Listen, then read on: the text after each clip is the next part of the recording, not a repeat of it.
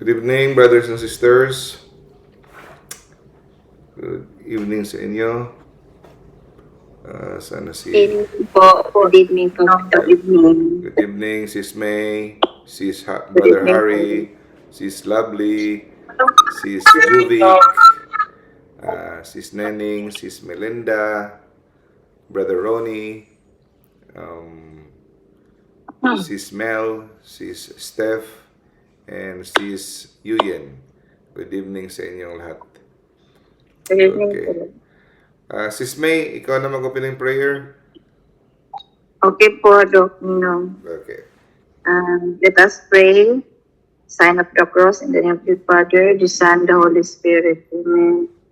Come, Holy Spirit, fill the hearts of your faithful and enkindle in them the fire of your divine love. Send forth your Spirit, and you shall be created, and you shall renew the face of the earth. Let us pray, O God, who by the light of the Holy Spirit did instruct the hearts of the people. Grant us by the same Holy Spirit to relish what is right and just, and always to rejoice in his consolation. Through Christ our Lord. Amen. In the name of the Father, the Son, and the Holy Spirit. Amen. Thank you, Sis May. Thank you for the dito. Okay. So, welcome sa ating Wednesday lecture, Faith Seeking Understanding. Okay. So, lahat nag-greet ko na, ano? Okay. Simula tayo. So, ang topic na napili natin ngayon dahil kapistahan ni Saint Alphonsus noong August 1. No? So, gusto ko sanang yun ang i-lecture ko, kaya lang medyo mahaba yung kwento niya. Hindi ko matapos. Kaya napag-isipan ko ito na lang, yung tribute ko sa kanya. Sa ano ko, ito yung idolo ko na saint, no? Ngayon ito yung patron ko na santo sa aking ministry sa evangelization, sa catechism.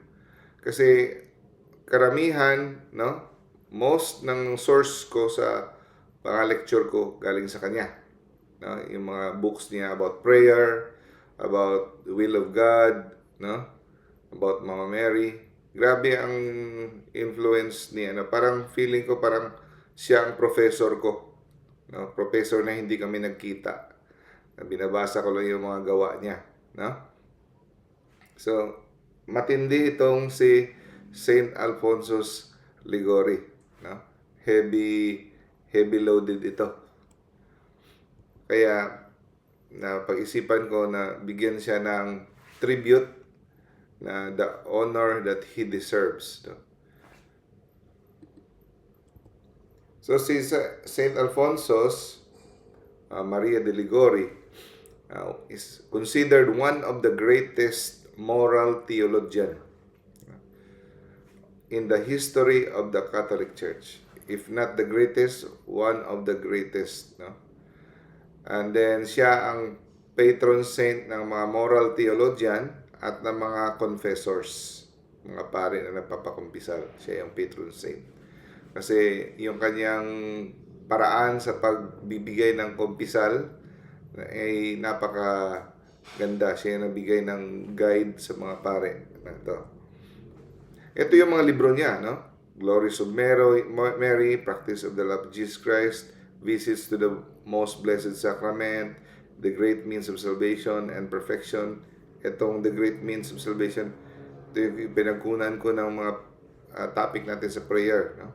Uniformity with God's Will, ito yung libro na nabago talaga ang pananaw ko sa buhay, na nabigay sa akin ng serenity and peace. No? Yung i-align mo yung ano mo, The Secret to Be Happy. Pag nabasa mo ito, ang ganda-ganda talaga, no? Preparation for Death, ito rin, kumukuha rin tayo dito ng sources. The Passion and Death of Jesus, The True Spouse of Jesus Christ, Moral Theology. Ito yung ano niya para sa mga pare, no? And Visits to the Blessed Sacrament. So, grabe talaga, no? Very prolific writer. So, pinanganak siya 1696 September 27 sa Naples, Italy. Ang tatay niya ay naval officer. Ang nanay niya ay plain housewife pero very holy. Ito yung nagturo sa kanya to love God. No? Sa mura niyang edad, ito yung... At sa katotohanan, sa catechism, ang pagtuturo ng religion, ng faith, mostly nakasalalay sa mother dapat. Kasi ang tatay, para hindi ibig sabihin hindi magtuturo ang mga tatay, pero kasi ang tatay nagtatrabaho. Usually ang naiiwan sa bahay yung nanay. Okay? So, habang lumalaki siya, tinuturuan siya ng matindi sa academics at Christian spirituality, magkasabay. Extraordinary itong si Alphonsus, no? May excellent memory, sana all, no? Madali siyang maka-memorize. Learned several language. Hilig siya sa music, painting, at siya ay intelligent. So, ibinigay sa kanya ng kanyang parents ang best education, no? Possible. At 16 years old, no? Tingnan mo, na doctorate na siya sa civil law. No? Doctorate na siya sa civil law at the age of 16 at canon law. Okay? At siya yung one of the youngest na abogado sa Europe. One of the youngest lawyers. And became one of the most successful lawyers sa Naples. So, kung titingnan mo, parang planchado na ang kanyang future, no? Pero, ang success na natamo niya, ang success na naabot niya, hindi nang bigay sa kanya ng peace. Hindi nang bigay sa kanya ng ano ba yung peace sa Tagalog? Kaluwalhatian ba? Basta, yun. Hindi nagbigay sa kanya ng peace, no? Ang success. So, napansin niya, nung nagtatrabaho na siya sa court, no, sa korte, ang mga napansin niya ay nag-istorbo sa kanyang konsensya. Napansin niya yung korupsyon, dishonesty, injustisya. Napansin niya pag walang kapit, ang mga mahihirap, no, hindi nakakuha ng hustisya. Yung mga mayayaman at saka mga powerful na mamanipulate nila. Kagaya ka ngayon, no? So, hindi matanggap-tanggap ng kanyang konsensya. Isang araw, may pinahintulutan ng Panginoon na mangyari sa buhay niya na nakapagbago sa kanyang buhay. So, isang araw, meron siyang dinipensahan na kliyente, may kaso, at sure na siya na mananalo siya dahil talaga, no? Ang kanyang depensa, ang kanyang argumento, talaga, swak na swak. Pero nabigla siya na natalo pa dahil sa korupsyon. No? Dahil sa korupsyon, natalo ang kanyang kaso na sigurado niya na panalo na talaga dahil sa lakas ng ebidensya. So dahil doon, nasabi niya sa sarili niya, pinagtaksilan ako ng mundo. So nadismaya talaga siya. Okay? Nawala na ang kanyang tiwala sa sistema ng mundo. No? So, napaka-painful para sa kanya kasi hindi siya makapaniwala, no? Dahil lang sa korupsyon, siguro bribery, nanalo pa yung kabila. No? So, nasira talaga ang kanyang ambisyon at saka yung pride. Palabas na siya sa korte, nasabi niya, mapaglinlang na mundo, no? Ngayon alam ko na, ngayon kilala ko na ikaw. Sabi niya, mapaglinlang na mundo. Nadismaya siya sa mundo. No? Paalam, korte. No? Hindi na siya babalik bilang abogado. Iiwan niya na. Dahil doon. So, na-realize ni Alfonsos na yung worldly success, no? Yung tagumpay sa mundong ito ay hindi makakapagbigay ng satisfaction sa human heart. Kita mo lahat, planchado na sa kanya, di ba? Very bright, talented lahat. Pero, fame, no? Katanyagan, karangalan, kayamanan, lilipas lang din. At saka magiging ano na rin, no? Nakakaumay din. No? Pero ang pag-serve kay God will last forever. Yun na-realize niya. So, habang natatamo niya ang sakit, no? Sa kanyang first ever loss siguro niya yun, no? Nagdasal siya. He went inward. He began to pray hard. Like never before. So dahil ito sa so makakuha tayo ng lesson dito mga kapatid. So wag niyo isipin na ano ba ito, buhay lang ng isang santo. So, manmanan natin habang tinitingnan natin yung buhay, makakapulot tayo ng mga lesson na makaka-relate tayo. So yung mga defeat, mga failure sa buhay natin, ito pala yung mga greatest blessing, no? So ito yung single defeat na nangyari sa buhay niya became the greatest blessing para kay Saint Alphonsus. So isang araw, habang nagpe-pray siya sa simbahan, tiningnan niya yung cross, andun si Jesus, may sugat yung si Jesus dun sa cross, no? Tila ba naririnig niya si Jesus nagsasalita sa kaloob-looban niya. Naririnig niya sa kanyang kaluluwa na nagsabi, iwanan mo ang mundo at ibigay mo ang iyong sarili sa akin. Doon, no? Hindi niya narinig sa kanyang tenga, kundi narinig niya sa kanyang kaibuturan ng kanyang kaluluwa. At doon, lahat ng ambisyon niya nag-fade. No? Yung talent niya, ang lahat ng mga plano niya nag-fade. And doon nag-decide siya na iwanan ang kanyang successful legal career at maging pare. Nung nalaman nun ng bayan ng Naples ang kanyang desisyon, kasi sikat na sikat siya, no? Nabigla sila lahat. No? Hindi sila makapaniwala sa naging desisyon niya. Brilliant young lawyer, iiwanan lahat para lang maging pare. So, na-shock sila lahat, ano? At ang unang na-disappoint at na nagkonsume ang kanyang ama.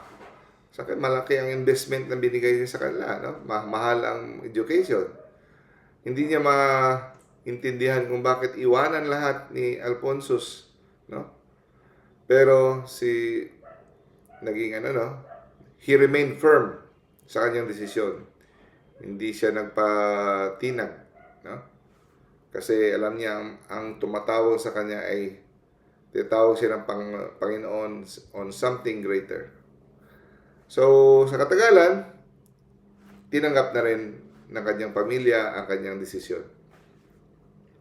So, nagsimula na siya mag-study pagkapare. While nag-i-study siya sa seminary, hindi lang libro ang kanyang pinagtutuunan ng pansin, kundi pinagsabay niya ang prayer and works of charity. Habang nasa seminary siya, binibisita niya voluntaryo ang mga may sakit, pupunta siya doon sa lansangan, sa mga mahihirap, sa mga squatter, no? Tumutulong. 1726, sa edad na 30 years old, naordinahan na siya sa pagkapare. Sa simula pala ng kanyang pagkapare, no? Pinili na niya na mag-serve sa mga nakalimutan ng lipunan. The abandoned, the poor. No? Ngayon, yung mga pansin natin yung mga bagong mga seminarista, no? Nagpapaunahan sa pinakamagandang parokya, di ba? Sa mga mayayaman na parokya. Nagpapagandahan ng kotse. Kasi kung mahirap yung parokya mo, walang masyadong walang masyadong abuloy yung mga pera, di ba? So, pero siya, pinili niya na paglingkuran ang pinakamahirap, na? At sa mga abandonadong mga tao. At yung kanyang preaching, no? Yung paraan kung paano siya mag-homily, simple. Kaya idol ko itong si St. Alfonso kasi makaka-relate ako sa kanya. Kasi parang pareho kami pala ng style. Maraming nagko-comment sa mga lecture ko na sobrang simple, no? Kung sa ano pa boring pakinggan, hindi malalim. Actually, pang style ko, pang elementary, no? Kasi hindi naman talaga ako ganun katalino sa mga ganun. Yung sa akin lang, sinishare ko lang kung ano yung nalaman ko, parang storyteller. So nakakuha ako sa kanya ng inspirasyon. Simple lang, direkta. Huwag masyadong malalim yung mga words, no? Kung pwede, gawin mong mas simple yung mga mahihirap para sa mga tao. Kasi ako mismo, nilalagay ko yung paa ko sa sapatos kasi mahirap din ako paintindihin. So, mahirap akong paintindihin, kung pwede, gagawin kong simple sa mga tao yung mga mahihirap din. Di ba? So, kanyang style sa pag-preach, simple, direkta, at kayang intindihin, kayang unawain ng mga mahihirap at mga matatalino. Okay? Para sa kanya, dapat ang ebanghelyo ay i-share natin na klaro, maliwanag. Hindi yung mga malalalim na mga words na mga ideas, na mga abstract na hindi naman mapupulutan ng aral. Dapat yung style ba na pag nagbigay ka ng turo, bigay ka kagad ng example. Example kagad kasi pag wala kang example, hindi talaga mahirap intindihin yung abstract na mga theology, di ba? So, pupunta siya sa mga liblib, mga rural towns, sa mga bubundukin, yung mga malalayo na hindi pinupuntahan ng mga ibang mga pare. Okay? At napansin niya, ang daming Katoliko. Actually, hanggang ngayon. Di ba? Pupunta ka lang sa squatter. Daming Katoliko hindi alam ang katikism. Hindi alam Ten Commandments, hindi alam sakramento. Di ba? Marami, actually, nakakalungkot, di ba? We are catechized, we are sacramentalized, maraming binyagan, pero hindi alam ang faith. Kaya ang daming umaalis sa pagiging Katoliko. So, Catholics have never been properly taught the faith. No? Hindi alam ang sakramento, commandments. At actually, hindi lang noon hanggang ngayon, di ba? Hindi na pagtutunan ng pansin ng katikism. Kahit ako, di ba? Malaki ng edad ko bago ko nalaman yung katikism. So, at napansin niya, maraming tao ang lumalabas sa pagkakatoliko dahil hindi nila naiintindihan. Walang spiritual guidance. Dahil dito, awang-awa siya sa mga tao. At dito nagsimula yung kanyang realization na maggawa ng grupo. Okay? Maliban sa magaling na preacher, siya ay walang pagod na missionary. Naglalakad lang siya, minsan nagsasakay sa kabayo, no? Pupuntahan niya kung saan-saan siya naaabot. Lalo na sa mga lugar na hindi pinupuntahan ng mga pare. Nagpipreach, nagpapakumpisal, nagtuturo ng katikisim, at nag-organize siya ng rosary prayers, no? At inaakay niya ang mga tao pabalik sa simbahan. At meron siyang special na devotion at pagmamahal kay Mama Mary. Ito yung common denominator ng mga saints. Love kay Mama Mary. Ang parating niyang tinuturo, pinapaalanan niya na si Mama Mary ay isang ina na never i-abandona ang kanyang mga anak. Pag ikaw ay sumilong sa kanya at ituturing mo siya bilang ina. No? At napaka makapangyarihan ang panalangin ni Mama Mary pag humingi ka ng panalangin sa kanya. Okay?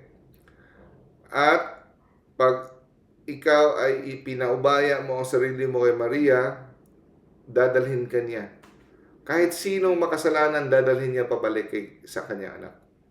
Kahit sinong makasalanan, pag siya nagtiwala kay Maria, pinaubaya mo ang sarili mo kay Maria, ibabalikan niya sa kanyang anak. Okay? So, mabilis na sumikat ang pangalan ni St. Alphonsus na tumanyag dahil sa kanyang pagiging preacher.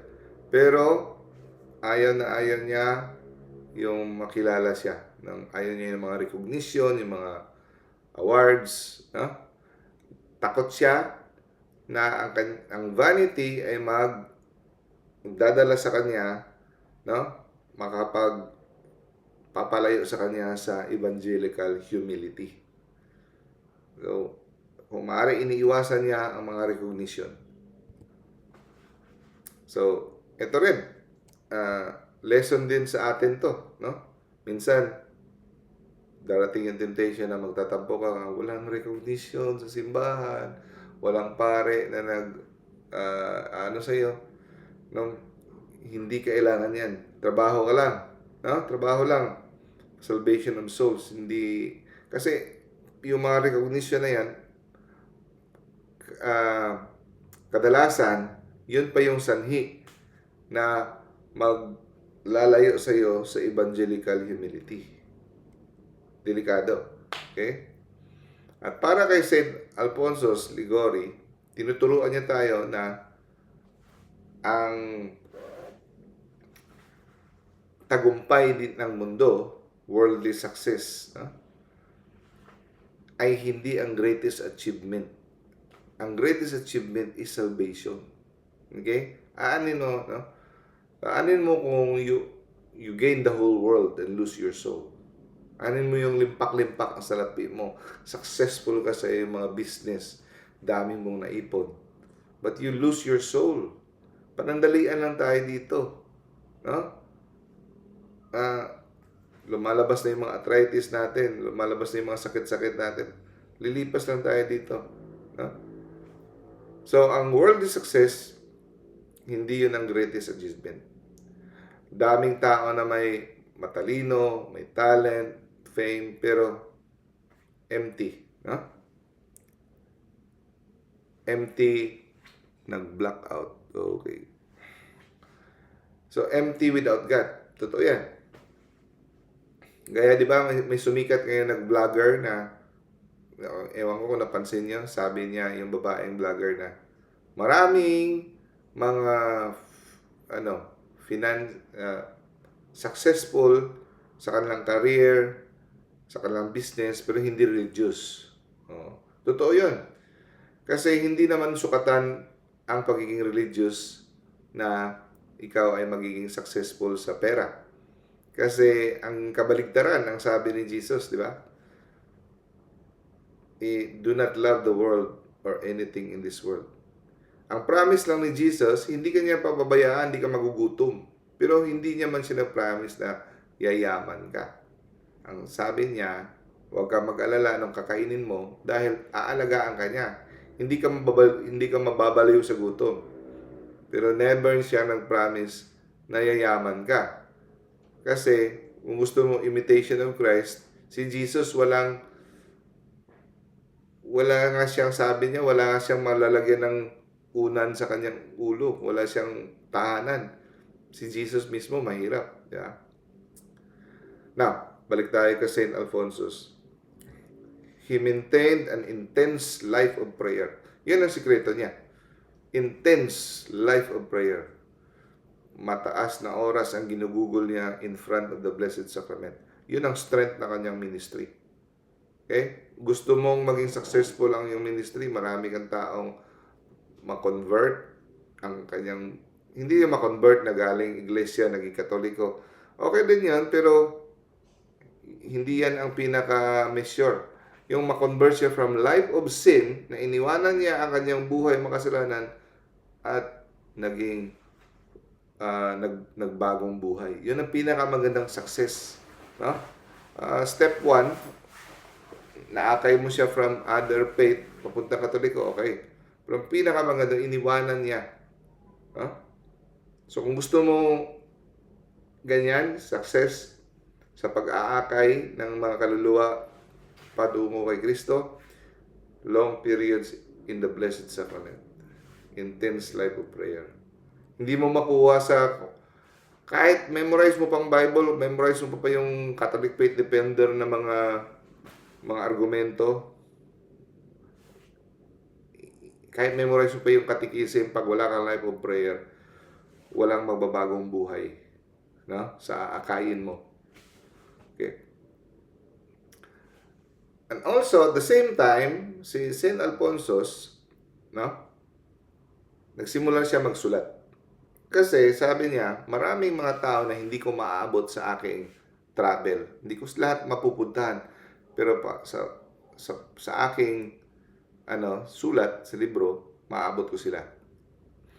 So, kung si St. Alphonsus umabot sa panahon natin ngayon, I'm sure meron din siyang YouTube channel. So, nung una, na-realize ko ito, nagkakatikisim ako dun sa simbahan. Every Wednesday. Yung audience, konti lang. No?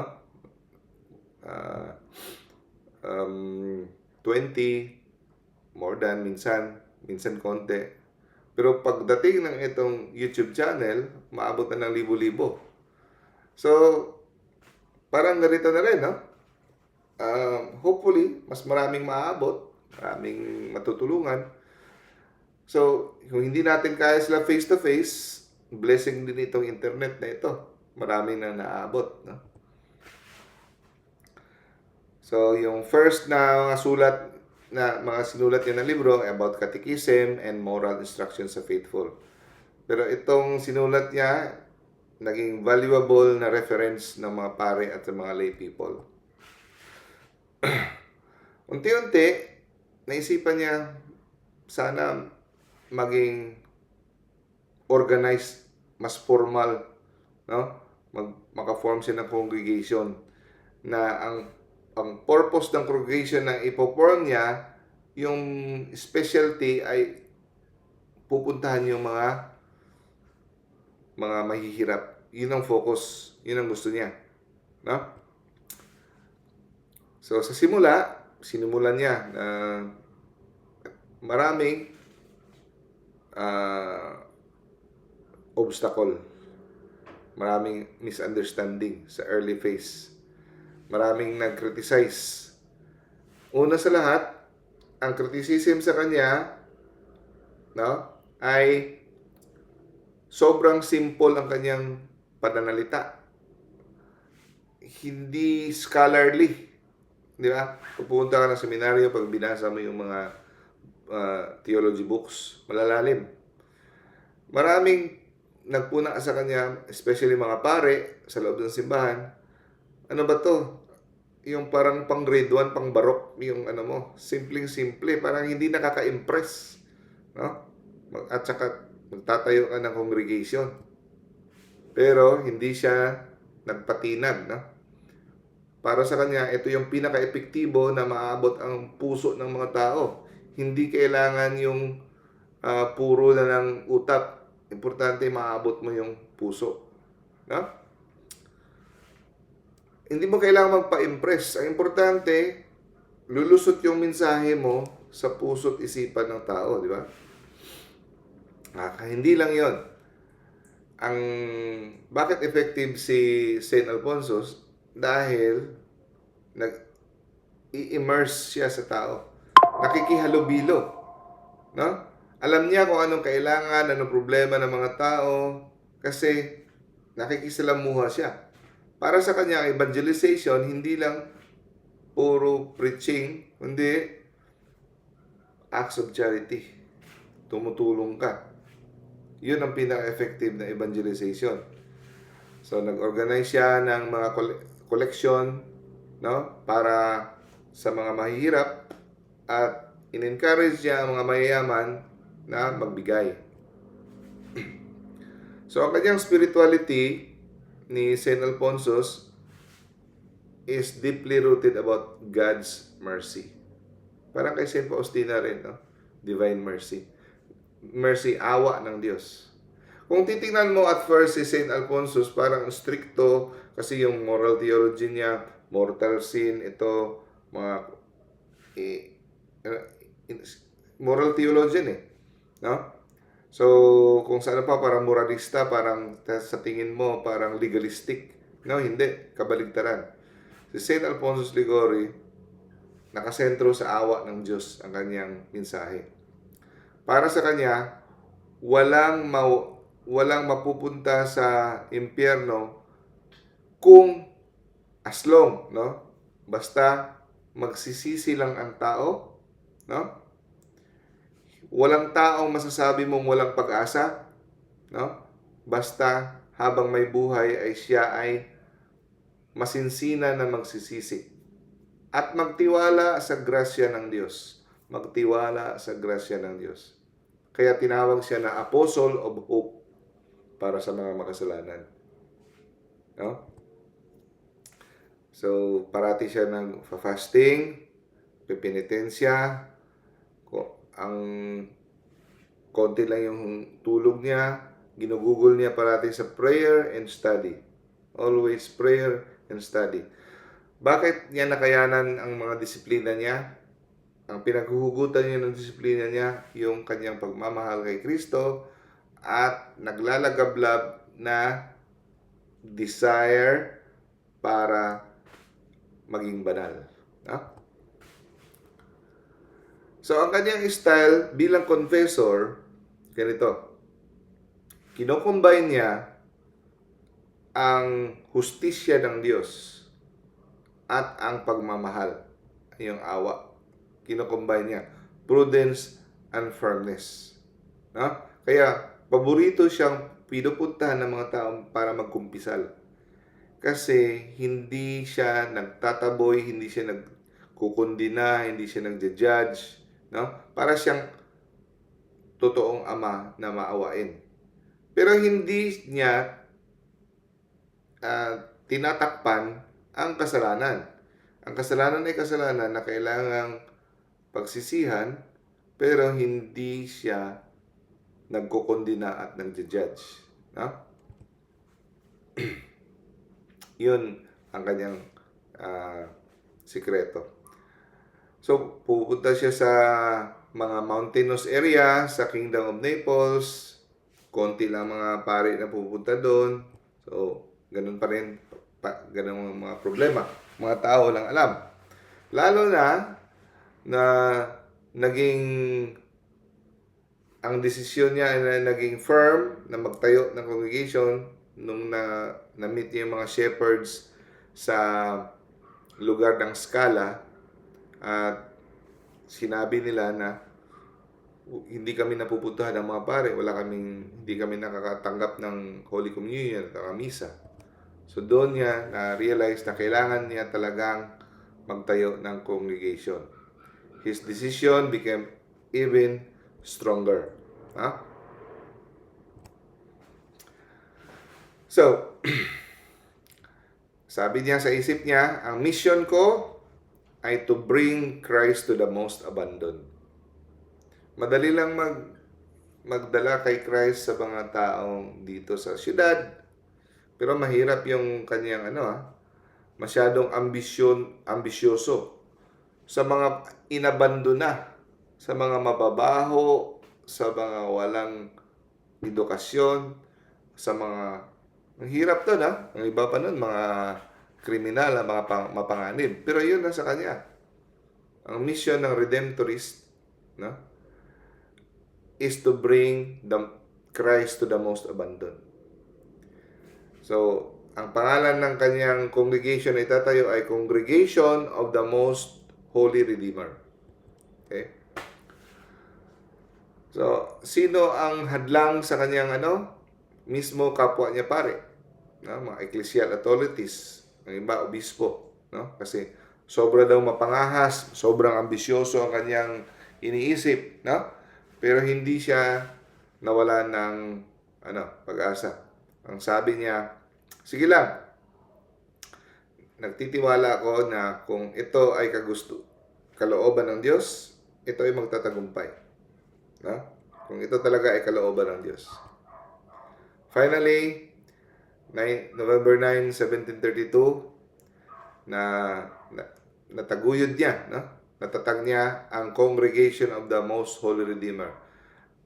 In other words, ang tawag nito Redemptorist. So si St. Alphonsus Liguori ang founder ng Redemptorist. Alam niyo naman yung mga Redemptorist, no? Araw-araw may nagpapakumpisal yan. Pag pumunta ka sa kahit anong Redemptorist na simbahan, everyday may kumpisal. Usually 4:30 sa hapon. Mga Redemptorist. Yun ang kanilang specialty, nagpapakumpisal. So ang mission ng Redemptorist ay simple lang, no? Proclaim the good news to the poor. Yun. To the poor. So, siyempre sa simula, konti lang mga sumali. Full of difficulties pa, no? Maraming mga sumali sa congregation ng mga pare na lumabas, nag-surrender dahil sa kahirap ng sitwasyon ng buhay nila. So, para maging Redemptorist ka, no? You will endure long journey. Wala pang kotse daw na, no? 1700s, 1800s, wala pang kotse. No? Very manglamig, winter, gutom, walang pera, rejection pa. So, grabe. Hindi hamak yung kanilang pinagdaanan. Pero siya, patuloy pa rin siya, no? Determinado siya dahil sa kanyang faith. At nag-organize sila ng mga mission preaching. Ilang linggo yan, no? So daily preaching, catechesis, adult and children catechism, confession, adoration of the Blessed Sacrament, Marian celebration. Yun ang ginagawa nila. Simple lang ang formula. Yun tuloy ang ginagawa nila parati. Preaching, catechesis, confession, adoration, and devotion to Mama Mary. Yun ang kanilang ginagawa, no? Ang program nila pag nag-mission sila. Okay? Simple lang masyado, pero nakapagbago na maraming buhay. Entire villages naka-experience ng spiritual renewal. No? Hindi masyadong maraming mga programa na mga pakulo dito, sayaw-sayaw doon, kung ano-ano pa. Kung ano-ano. Yun lang ang kanilang technique, pero ang daming buhay na nabago. No? So, at nagustuhan din ng mga tao ang style nila na direct contact sa tao. No? Bumibisita talaga sa bahay, nakikipagkwentuhan sa mga pamilya, at seryosong pinapakinggan ang kwento, hindi lang yung showbiz lang, no? So, nagsishare ang kanilang joy, sufferings, nalalaman nila. So, dahil dito, sa closeness na ito, nakaka-generate ng trust sa tao. At nabubukas ang puso ng mga tao sa Ebanghelyo. Kasi pag ikaw ay parang nagpe-preach ka lang dyan, hindi mo sila kilala, hindi ka interesado sa kanilang buhay, hindi mabubukas ang Ebanghelyo. Okay? So, pagkukunan din natin ito ng technique o aral kung paano tayo mag-evangelize. Okay? So, kahit anong pagod, kahit anong grabe ang schedule nila, disiplinado talaga si Saint Alphonsus na minimaintain niya ang spiritual discipline. Nagsisimula ang araw niya sa long prayers at sa gabi, it will end with examination of conscience. Kahit ano ka busy, start with prayer kasi doon ka huhugot ng lakas. Para sa kanya, without prayer, lahat ng mission walang bunga. Hindi magbubunga. Okay? Palabas lang yung mga bunga na yan kung walang prayer. Unless the Father builds the house, we labor in vain. Di ba? Nasa Bible. So, dapat, ini-insist niya sa mga kasamahan niya to build deep spiritual life. Kasi, para sa kanya, ang lahat ng missionary, dapat maging, una sa lahat, maging man of prayer before ka maging preacher. Before maging preacher, you have to be a man of prayer. Yun talaga. Okay? At sa kanyang mission, always ang special attention given to the adoration of the Blessed Sacrament and devotion to the Blessed Virgin Mary. Blessed Sacrament and sa Eucharist and Virgin Mary. Okay? Para sa kanya, si Mama Mary ang pinaka-fastest, pinaka-surest na daan patungo kay Jesus. Dadalhin ka kay Jesus. No? At sa panahon nila, no? Ngayon, parati tayo nagko-communion, di ba? Kung wala tayong mortal sin, everyday magko-communion tayo. Dati, hindi pa nakasanayan nila yan. Ang iba, dahil sikat yung Jansenist na turo noong una, na dapat maging perfecto ka talaga before ka mag-communion, dapat sobrang banal ka. Kaya mga tao dati, natatakot mag-communion parati. Minsan lang sila nagko-communion. Kasi na-influensyahan sila ng Jansenist na turo noong unang panahon. Binago niya yon. In-encourage niya na kung maaari, mag-communion kayo parati. Kung pwede, everyday. Kung wala kayong mortal sin. No? And then, sa katagalan, marami na nagre-request ng puntahan sila. Kagaya kay Father Darwin, daming lugar na nagre-request na puntahan. Pero para sa kanya, hindi nila mapuntahan kasi kulang ang missionaries niya. Sa kadaming request, kinukulang ang kanyang missionary. Kaya napag-isipan niya, imbis na marami silang puntahan, konti lang ang puntahan nila, pero sulit. Hindi yung daming mong pupuntahan, pero saglit lang. Hindi malalim ang ibibigay mo ng mga katikisin. So, dahil limited ang kanilang resources, limited ang kanilang pera, pinili nila na quality. Kahit konti, pero quality. Hindi sila magmamadali. Okay? So, patuloy siya sa pagsusulat ng libro. No? Nadagdagan na naman, Visits to the Blessed Sacrament and Mary Most Holy. Okay, sikat ito. So, mga libro niya ay also written in simple language. Simple lang, maintindihan. Kaya gustong-gusto ko yung libro ni St. Alphonsus, simple maintindihan. No? Hindi kagaya sa ibang libro ang lalim. No? So, even kaya dahil sa kasimple ng kanyang libro, kahit ngayon, ginagamit pa rin ang kanyang mga books. Lalo na sa moral theology. So, sa panahon niya, napansin niya, maraming mga nagpapakumpisal, mga pare, sobrang stricto, na pinapagalitan, kinukundina, ang mga, so, parang natataboy, na naiilang magkumpisal.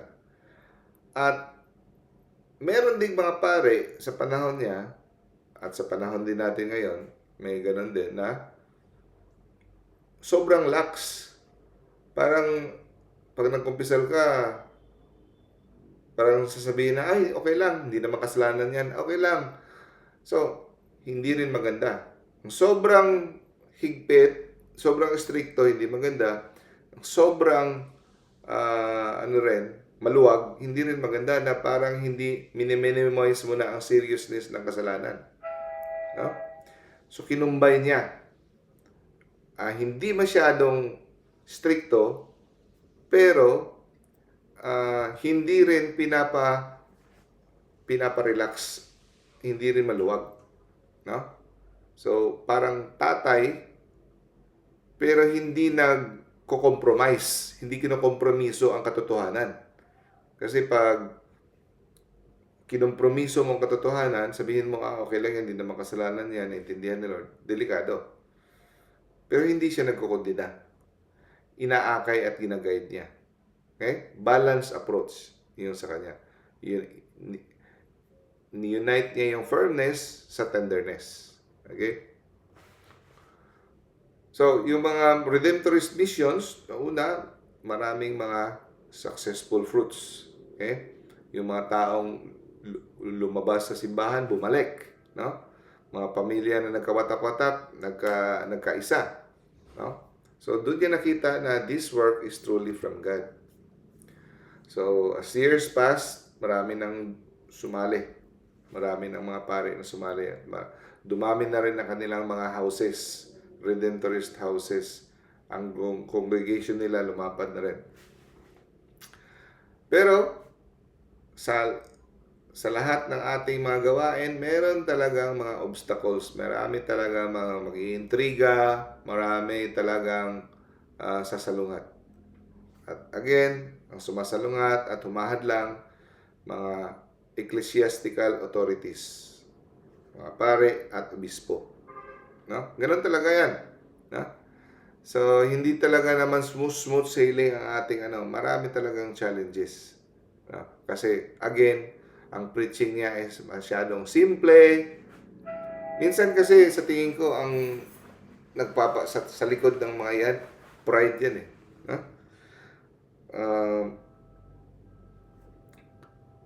Pride ang nagdadala dyan eh. No? Kasi, gusto mo talaga yung ang lalim ng mga sinasabi mo para purihin. No?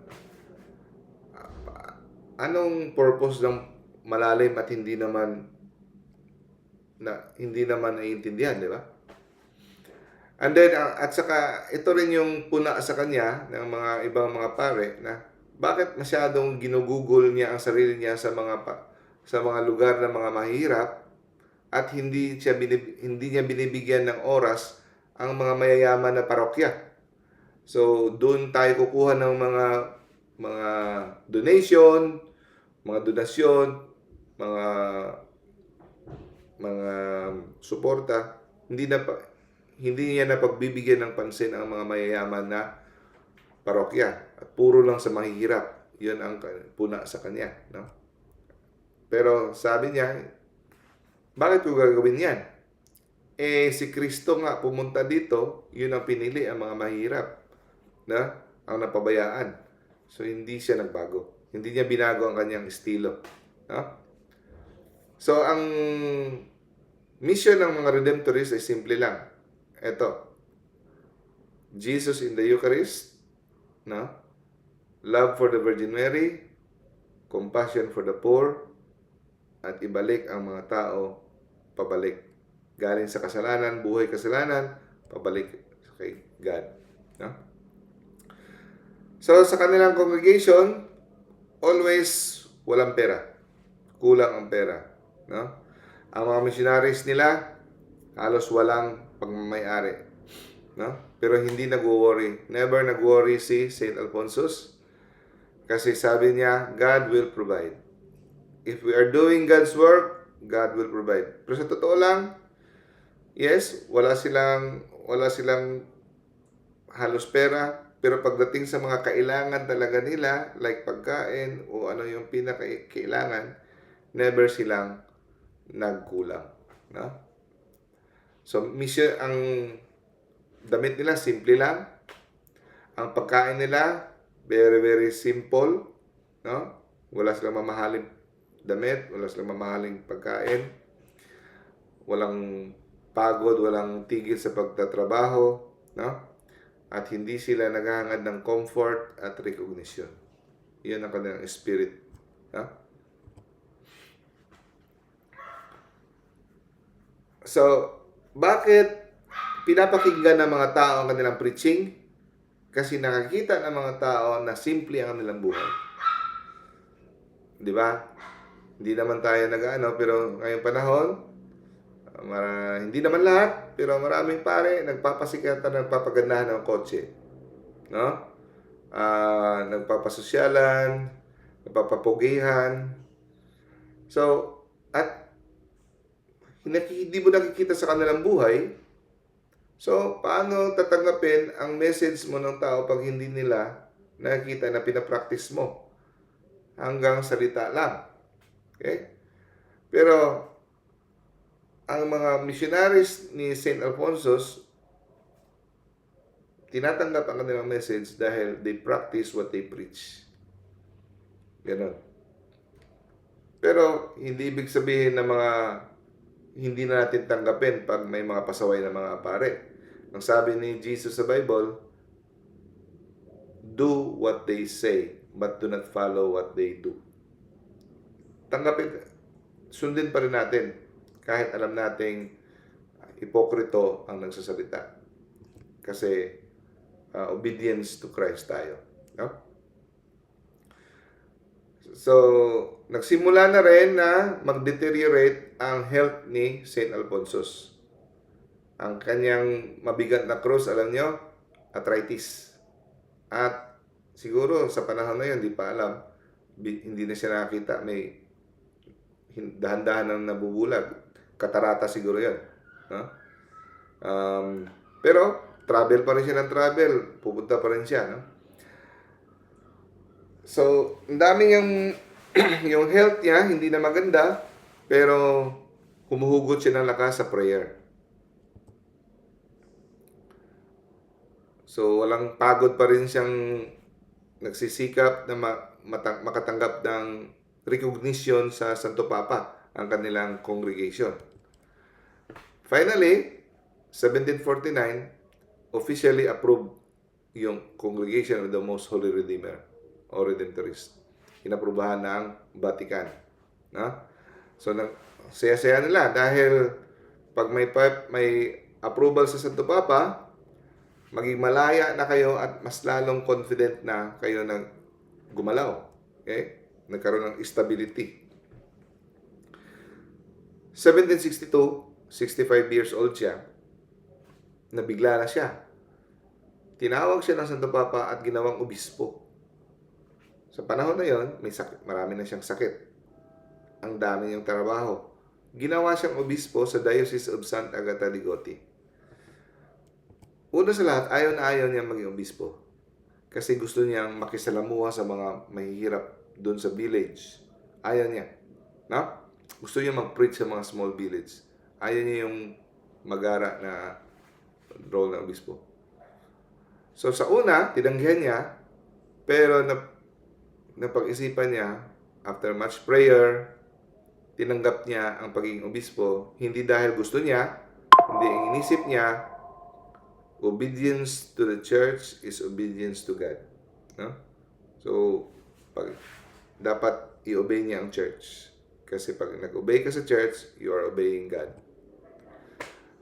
So, naging obispo na siya. Ang una niyang assignment, pumunta siya sa kanyang diocese. Nakita niya, ang daming problema. Ang mga pare, careless sa kanilang spiritual life. No? Mga tao napabayaan, hindi nabigyan ng katikisim. No? Okay. Kagaya din ngayon, sa panahon na yun, pinapaubaya sa mga laiko. Ang mga laiko, hindi rin nagkatikisim, hindi rin na-form. Pinapaubaya lang din na, okay, sariling sikap kayo kung saan kayo kumuha ng inyong information. No? Ang confession is neglected, kagaya rin ngayon na panahon. Confession is neglected. Okay? Immorality and injustice naging common. So, once again, naisipan ni St. Alfonso, ang solusyon dito hindi bagong rules kung anong mga rules ang ilalagay, hindi. Ang solusyon dito para sa kanya, kailangan ma-encounter si Jesus.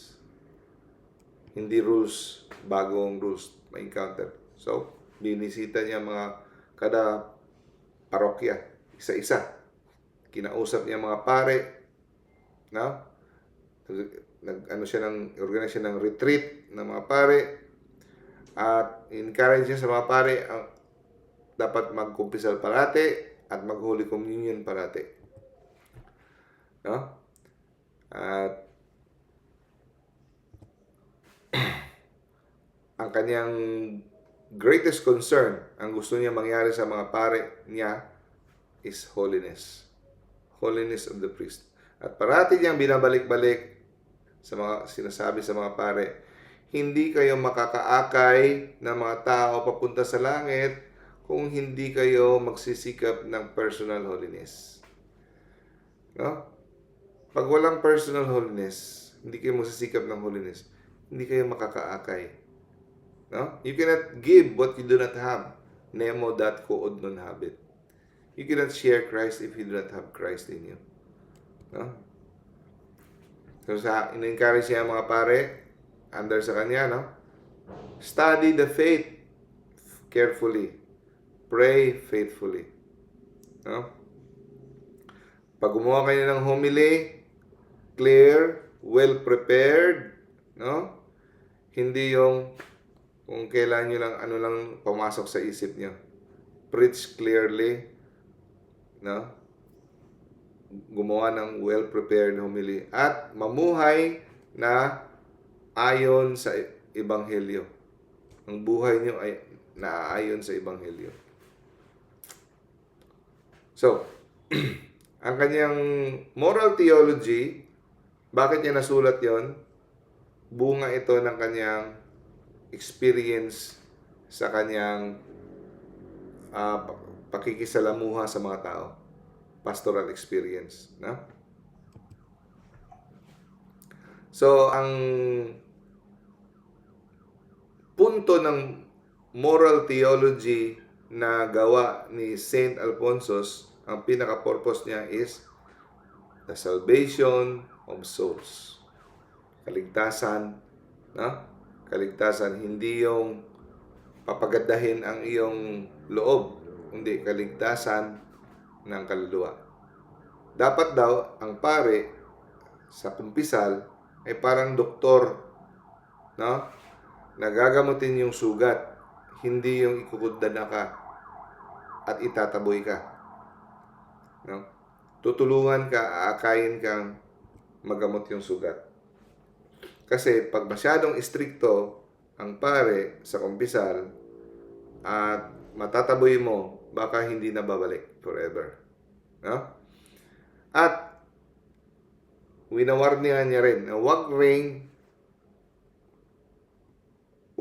sobrang luwag, no? Na ma-ignore mo ang need for conversion. Dapat magsisisi rin. So, balance.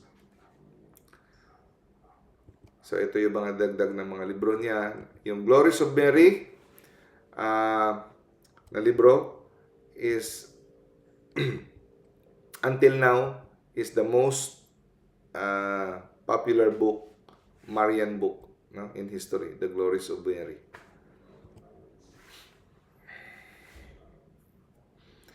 So, kung babasahin niyo ang Glories of Mary, no, makikita niyo diyan na maraming mga sinners, maraming tao na mas komportable i-approach si God through the maternal intercession of Mama Mary. Ha?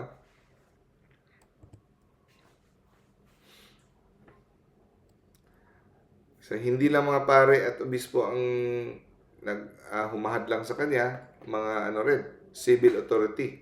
Dahil nag-i-speak out din siya against corruption and injustice. So, Ngayon, mga tao, gagalit pag nagkukwento ang mga tao, ang mga pare against injustice at sa korupsyon. No. Yan ay part ng pagiging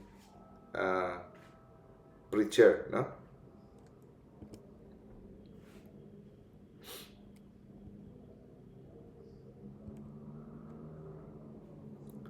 So, sa katagalan, naging lumubha ang kanyang mga sakit.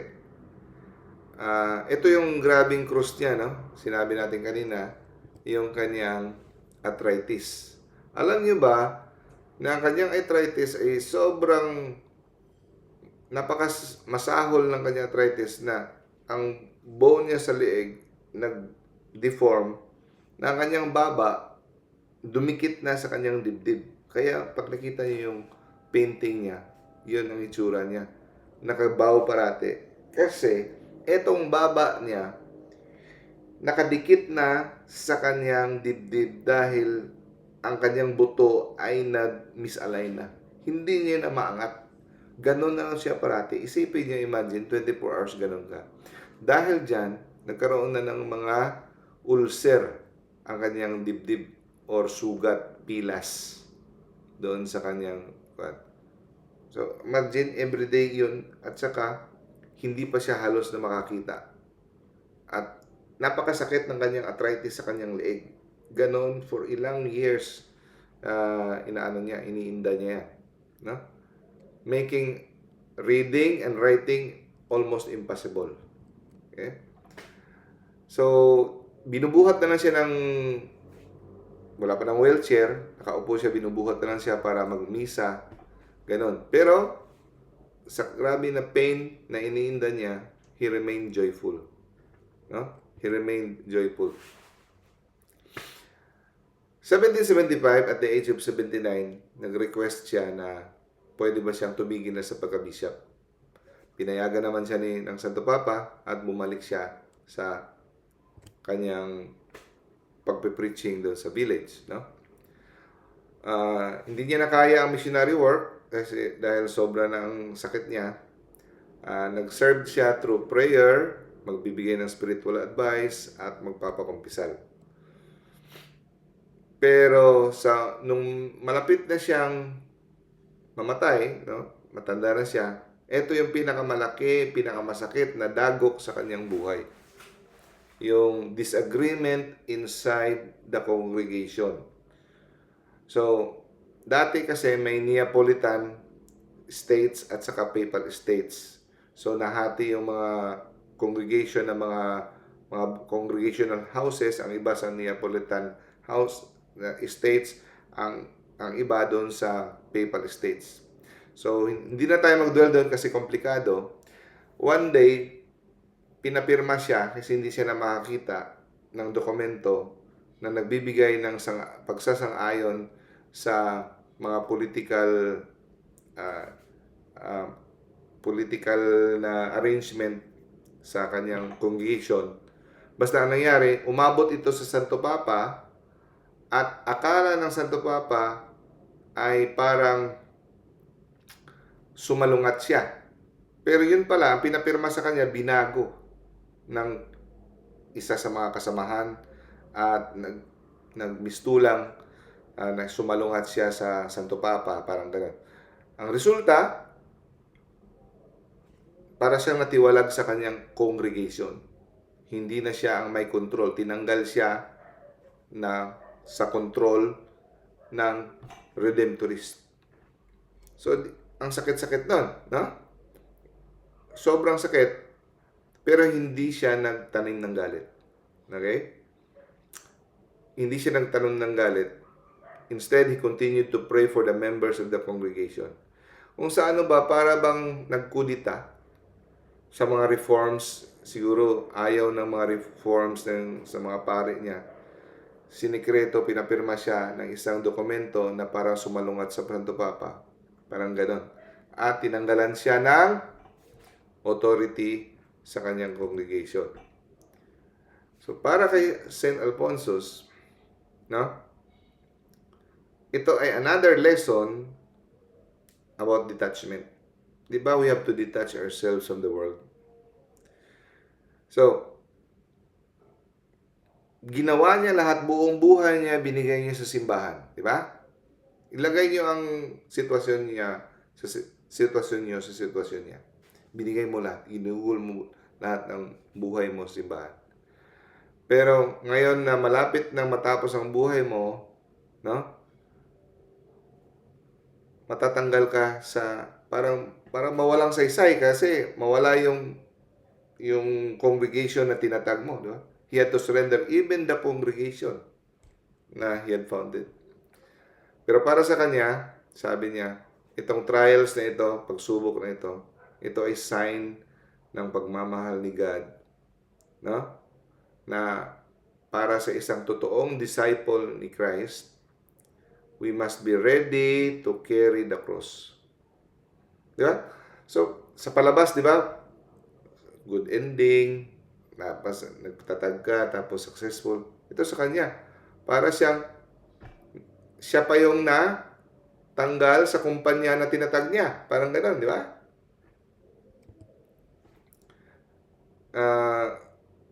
Kung ikaw ang nagtaguyod, ikaw nag-establish, sobrang sakit yan. No?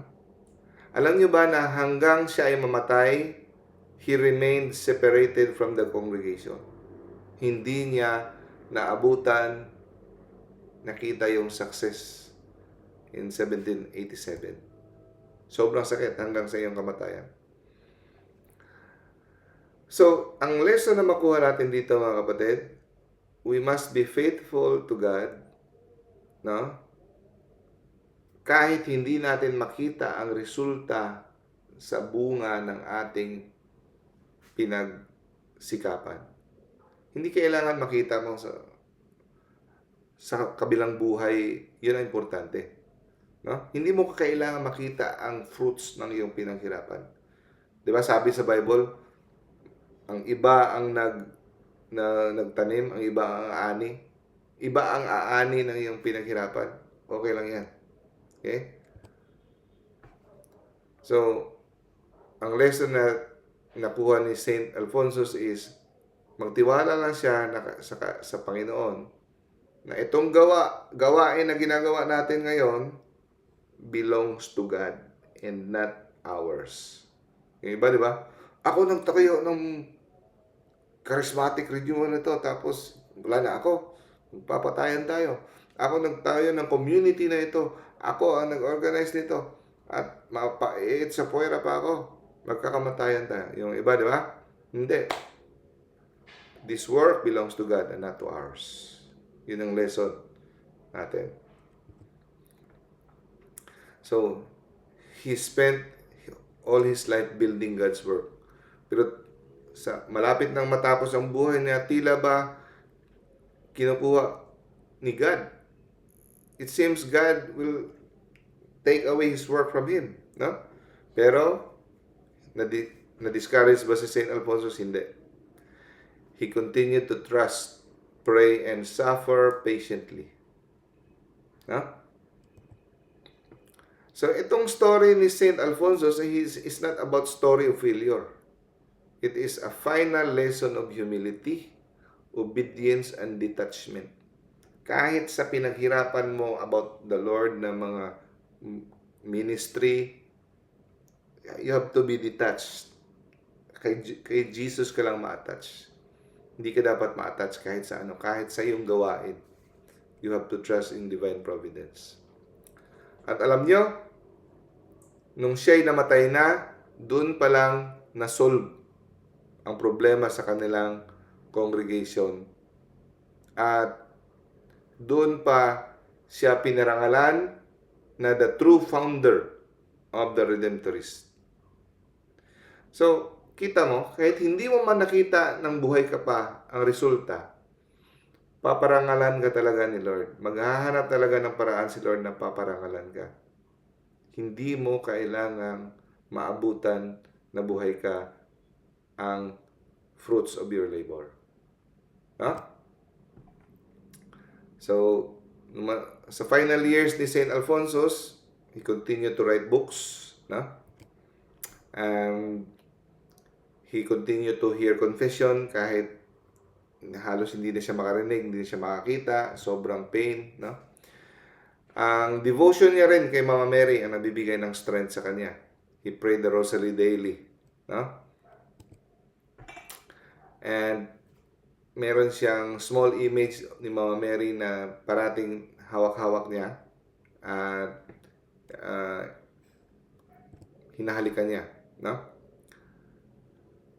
Tapos, nung malapit na talaga siyang mamatay, hindi na siya halos maka-celebrate ng misa na walang tulong, no? So, ang ginagawa niya, he has to pray for the missionaries, pray for the conversion of sinners. He is in constant pain, but he never complained. He is in constant pain, pero he never complained. Ino-offer niya kay God ang kanyang pain as a sacrifice for the salvation of souls and for the good of the church. Offer mo kay God for the conversion of sinners and para sa simbahan. No? So, hindi naman siya makapagsulat kasi hindi siya makakita. Dinidikta na lang niya sa kanyang assistant kung anong gusto niya isulat. No? Para kahit in pain, no? Grabe, nagtatrabaho pa rin. Sa pagsusulat ng libro, dictation na lang, dictation. So, yung kanyang mga libro ay naging inspiration sa mga lay at sa mga pare. So, kahit halos hindi na siya makaselebrate ng misa dahil sa week niya, pero ang kanyang devotion sa pag-celebrate ng misa ay makikita ng mga tao nagsisimba na tila ba na para sa kanila nasa harap sila ng isang santo. Ganon ang feeling nila pag nagmisa sa St. Alphonsus. So, nagpinal siya, meaning final agony niya, July 31. No? He made the sign of the cross.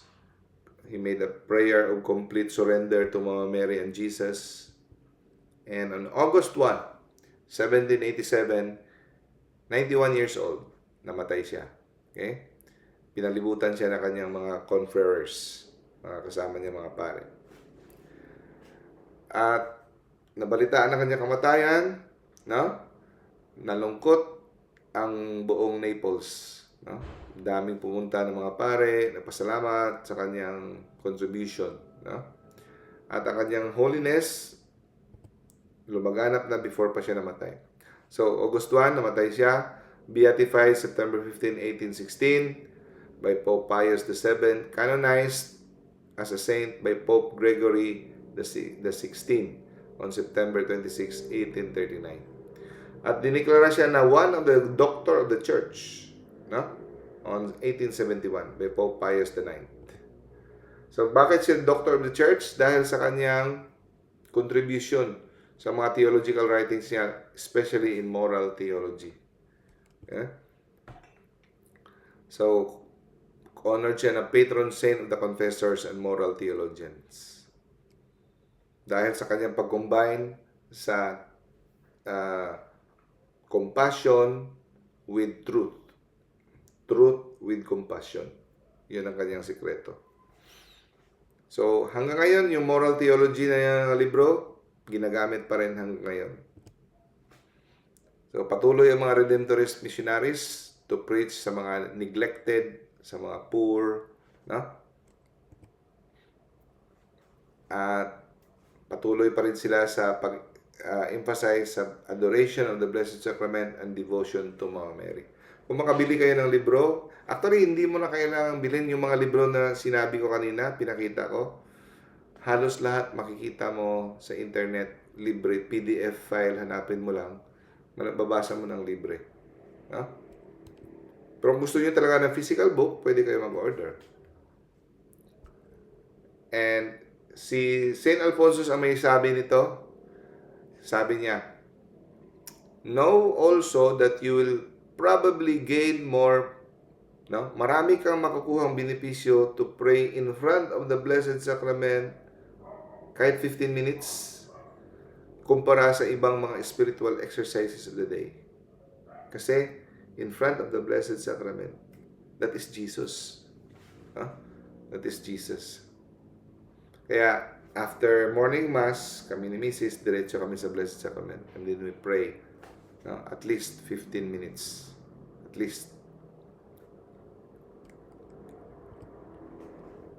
So, on the Glories of Mary, no? Ang ganda ng libro, basahin nyo. One of the most widely read Marian books. At famous na quotation ni St. Alphonsus, ito ang sabi niya. No? Dito niya ipinakita kung ano ka-importante ang prayer. He who prays is saved. He who does not pray is lost or condemned. No? Para sa kanya, ang prayer ay hindi optional. Prayer is kailangan talaga na manatili tayo with the vine. No? Remain in me and I will remain in you. So, paano ka manatili kay Jesus? To be united is prayer. So, ang body ni St. Alphonsus ay makikita ngayon sa Basilica of St. Alphonsus Maria de Liguori sa Pagani, Italy. Malapit sa town of Naples. Ang kanyang katawan na incorrupt andon. Ha? Kung sinong pupunta ng Italy. So, ngayon, nanatili si St. Alphonsus na parang lighthouse ba, beacon sa moral confusion. Ngayon, no? Maging example natin siya. And his life and writings invite all Christians to live with firmness in truth, tenderness, in charity. St. Alphonsus de Liguori, pray for us. Okay. Medyo mataas-taas pala. Lumagpas tayo ng almost 1 hour and a half pala tayo. Okay. God bless us all. I-greet ko lang mga andito, mga nagtiyaga sa Zoom. Extra points kayo kay Lord. Sis Anol, Brother Sam, Sis Connie, Sis Del, Brother Harry, Sis Lovely, Sis Juvic, Sis May, Sis Mary Rose, Sis Monica, Sis Nenning, Sis Lizelle, Sis Rosella, Sis Cheryl Lyons, Sis Jodeline Nang, Brother Amel, Brother Ray, Brother Ronnie, Sis Mel, Sis Steph, and Sis Yuyen. Thank you sa pag-attend. Brother Amel, closing prayer tayo. Brother Amel. Sige po, Doc. Okay, mga kapatid, let us pray in the name of the Father, and of the Son, and of the Holy Spirit. Amen. Heavenly Father, thank you for the gift of your word and light of your wisdom that you have opened our eyes today. Thank you that you have gladdened our heart with the knowledge of truth. We ask the Holy Spirit to enlighten our mind and enkindle in our heart a greater love for you and for others. Lord, help me to apply your word to my daily life and to recognize how you want for me to live. Bless my soul and body, my words and deeds, and enable me to grow in grace of virtue. May our hearts remain open to your word as we go about our day, and may we continue to grow in faith. We ask this through Christ our Lord. Amen. Amen. Holy Mary, pray for us. Saint Joseph, Pray for us. Pray for us. Saint Paripio, Pray for us. Pray for us. Saint Augustine, Pray for us. Pray for us. Saint Mary of Egypt, Pray for us. Pray for us. Saint Apostle Jude, Pray for us. Pray for us. Saint Therese of Little Flower, Pray for us. Pray for us. Saint Bridget of Sweden, Pray for us. Pray for us. Saint Alphonsus de Liguori. Pray for us. Pray for us. In the name of the Father, and of the Son, and of the Holy Spirit. Amen. Amen. Amen. Thank you, brothers and sisters. God bless you all. Thank you, sir. Bye-bye. Thank you, Dad. Bye-bye. Bye-bye. Extra points kayo kay Lord. Bye-bye. Bye-bye. Bye-bye. Bye-bye po mga kapatid. Magandang gabi po sa lahat. Recording stopped.